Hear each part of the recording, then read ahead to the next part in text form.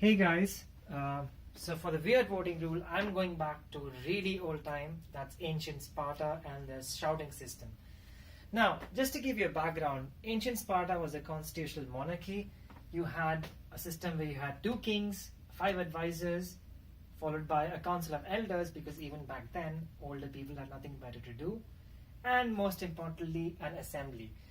The assembly was essentially comprised of males in the kingdom, but you had to be elected into the assembly, and the assembly used to meet once every 3 weeks or something like that. That is what brings me to the shouting systems. To be elected to the assembly, a very special system known as the shouting system used to be used, where candidates would come in front of a bunch of people who would express their appreciation for the candidate by shouting out their name.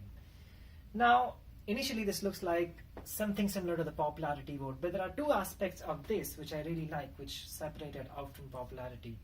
The first is that it allows participants or the voters to express votes for more than one person. So if you feel that two people are worthy of being elected out of maybe five, then you can call out both of their names. If you feel just one person is worthy, then you can call out just one person's name. If you feel like four of them are worthy, then you can shout out for each four of them. So essentially, if there are 100 people out there, maybe you hear the shouting of 70 people for one guy and 60 people for another guy, and so on. So this allows you to decide how many people you want to vote for.